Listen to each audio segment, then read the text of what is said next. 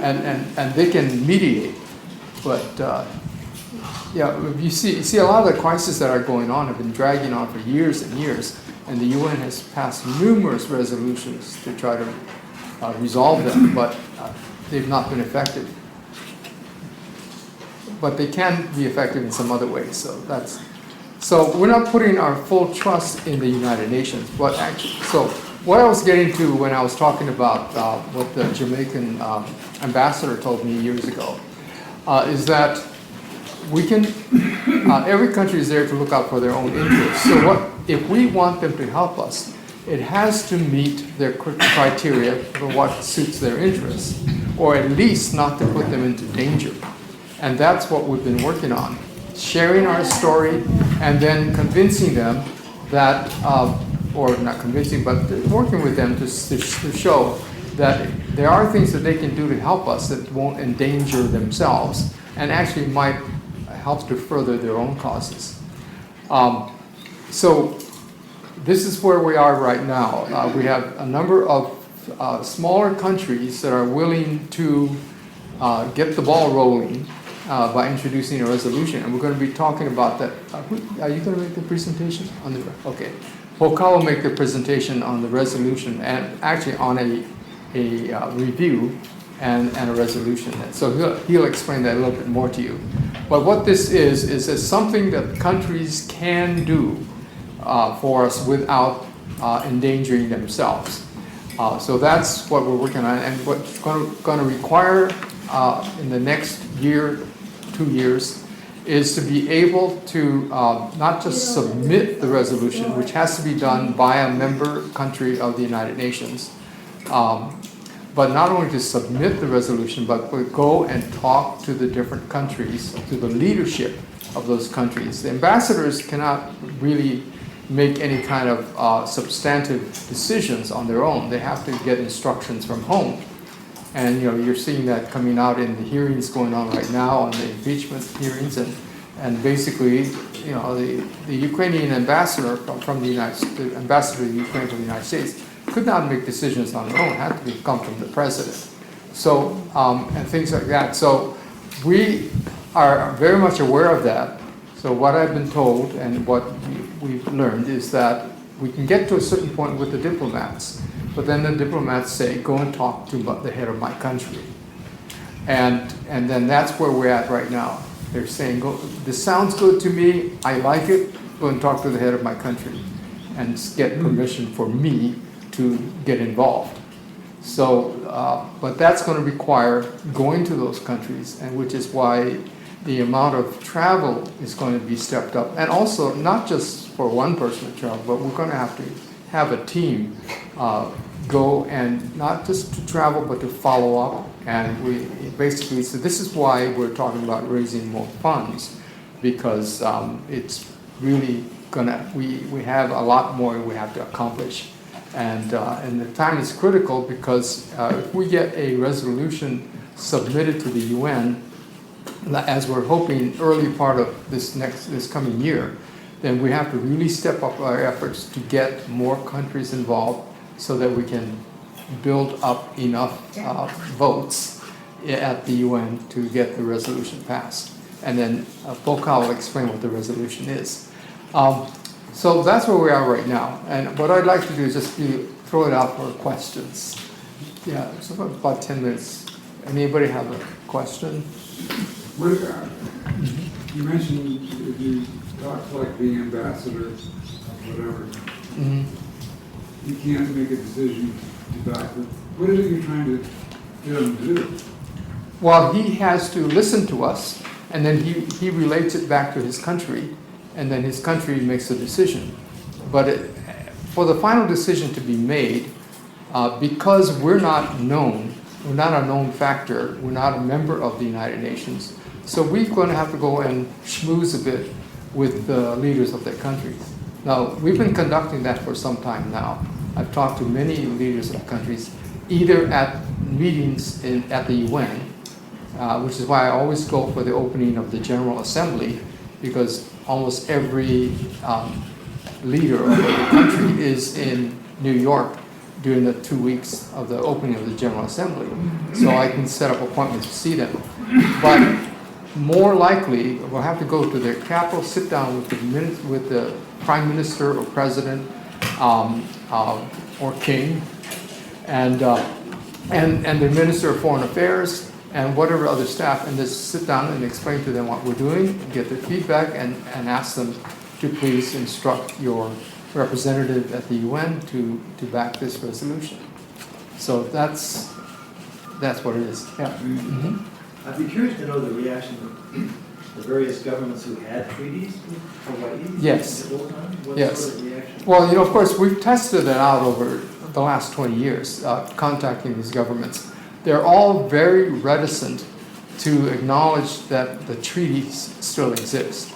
They'll say, yes, we have a treaty with these folks, but that treaty, they won't say yes or no whether or not it exists. It's quite interesting because we haven't had anybody who said, absolutely not, the treaty does not exist. They basically say something like, well, we now recognize the United States as the administrator or the United States sovereignty over the Hawaiian Kingdom. But yes, those would be likely ones. But again, the incentive would have to be there for them to do so. So again, and so if it appears, if we were to ask a country, say the Netherlands, to please acknowledge our treaty still exists, they will find every which way to avoid it because they don't want to cross the United States because they know what the implications are. But one of the things that we are trying to do, and this is part of, Ministry of Foreign Affairs is really public relations. It's really building making friends. If we were to get into the legal avenues, say the International Court of Justice or International Criminal Court and places like that, it's an adversarial situation. You're opposing somebody. In the diplomatic field, we're trying to make friends. So we have to. So in that particular reason, that particular way, a plan that we have that we would like also to raise some funds to implement is to go to the different treaty countries and just celebrate the fact that we had a treaty. It's an acknowledgement of our long friendship, and here was a treaty that we had. Not asking them to recognize the treaty, just go have a celebration, a general celebration with the populace, and we don't even have to invite the government to participate, but they probably will. But just a celebration, and that way you break the ice and you start to remind the countries, particularly the people of those countries, that we already have a treaty. That was a reason for that article in this International Diplomat magazine, is to remind people that we already are a country, so we're planning on doing a tour or a celebration of our 175th, now 176th anniversary of independence, and just have a nice celebration. People to people is one of our strengths. Yes, right, and that's where we win. So from a standpoint of strategy, the Hawaiian Islands has such a profound, favorable reputation in the world.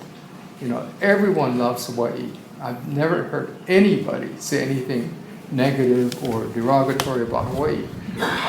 Wherever I go, taxi drivers, hotel clerks, all say, "Wow, Hawaii! I always wanted to go there." In fact, the visitor industry takes a survey every few years, and one of the where they are in the world, pick Hawaii. So we already have this very favorable reputation. Yes, Pua. You mentioned that every country is trying to figure out how it supports without endangering itself. Yes. What goes into a calculation for these different countries is one question. Well, yeah. And if we look at what's happening with the Ukraine and the U.S., that's really a big lesson for the big bully in the world. Right. So the strategies around overcoming that kind of reputation for what the U.S. is willing and able to do to their country if we cross that. Yes. Yeah, it's a huge factor. People do not want to risk crossing the United States So that's why we're worked out a strategy in which we actually do not cross the United States. How is that possible? Well, this is what we're going to explain. Yeah. Yeah. Okay, so I won't get into that particular You part mentioned 176 years of independence, Mhm. of what? of the Hawaiian Kingdom, So, recognized in 1843 as a sovereign independent state okay. by Great Britain and France in a joint proclamation. So that established our country. Pardon me? Commitment a third time? What? Oh, Oh, The yes, third coming in the February third, is right. Yeah, so we're coming up on the 177th anniversary this November 28th. Thanksgiving Day this year is actually the 177th anniversary of the Hawaiian Kingdom as a sovereign nation. That's being recognized worldwide then? Being recognized by the two great powers of the world at the time. And then right after that, the United States, Brussels, the rest of Europe, and all that started having treaties with the United States. Yeah. So the significance of that was that Hawaii was the first non-Eurocentric nation to become part of that inner club of colonizing nations called the Family of Nations. And so it was all European at that time. And Hawaii broke through that barrier and became the first non-European country as into that exclusive club, which meant we were in the ranks of the colonizing great powers and not a country to be colonized, which is why we avoided colonization in the sense of a political colonization. We were colonized in other words, in other ways. Yeah. Yeah. Yes? Yeah, Leon, thank you. Is there an intent of this group to move to be a member of the United Nations? Not at this time, because Ultimately. that would be a decision of our government when our government is restored. Okay. Yeah. Because that was kind of the problem, I guess, seeing in order to get other countries to support what we're doing, we need to show that there is an existing Hawaiian Kingdom. Right, and that they have obligations to us. Whether we're part of the United Nations or not, they have an obligation, and that's the treaties that we mentioned. Yeah. Okay, because I know Puerto Rico, for example, is seeking a country code. Mm-hmm. Would, after having gotten a country code, would you become a member of the United Nations, or that's also another No, going through it's a Security separate. Council? It's a separate thing. Country code actually doesn't necessarily have to go through a Security Council or the United Nations. If you're a United Nations country, you automatically get a country code. Okay. But you don't have to be a member of the United Nations. There are several small countries that have country codes that are not members of the United Nations. Do Yeah. we then therefore should seek a country code? Actually, that would be good. And the only thing standing in our way of doing that is actually finances. Because the Hawaiian Kingdom was one of the early members of the Universal Postal Union. And the Universal Postal Union was the international agreement. It was the first international body or multinational organization, and they agreed to accept each other's mail. And so that particular treaty, Hawaii was part of that treaty. 1882, I think we joined. And as a member of that treaty, of that group, we were able to then exchange mail and all that. One of the most important functions of the mail in those days was actually monetary transactions, because that's how you sent money back and forth, was through the mail. So that was the Universal Postal Union actually became the international monetary system by which funds were transferred back and forth among countries. And if you go to Europe, you go into a post office, it's also a bank. Can the prior postal code be reinstated, or? Well, that's what's going to take some money. Okay, so what happened with the Hawaiian Kingdom is that, yes, we were a member of the Universal Postal Union, But in 1895, the Republic of Hawaii claimed that they were now the successor to that position in the universe. So that was given to the Republic of Hawaii. In around 1902, the United States said, we are now handling this position. Now, that doesn't mean that we were erased from that. We are not on the list anymore if you look for a list of that, but they never removed us from the list. They just substituted somebody else. So what we can do is to go and reinstate ourselves on the list. The Universal Postal Union is now under the United Nations. And so they're all, and it's administered by the Swiss.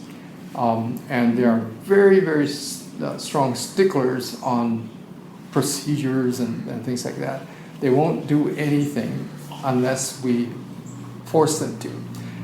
And the force would have to come from a legal, a letter, strong letter to the Universal Postal Union to please reinstate us. I've actually visited them several times, and this is what the message I get, is that we have to receive some kind of a demand from the Hawaiian Kingdom in order for us to reinstate it. Now, what does this mean? The Universal Postal Union was the basis of the countries in the Universal Postal Union were the ones that formed the basis of the League of Nations, as well as the monetary system. You know, that's the monetary system is the one uniting factor, so the League of Nations was comprised from this list of Universal Postal Union members. The League of Nations, after a while, dissolved and was replaced by the United Nations. So those same countries now became part of the United Nations. So the foundation of the list of countries that were sovereign states, it derives from the Universal Postal Union list. So we can actually bypass the United Nations list altogether by getting on the Universal Postal Union's list, which we can prove we were part of and were never lawfully or properly removed. Okay. So, and then you take that identification to, there's an organization that oversees the issuance of country codes. Yeah. It's an organization in Montreal.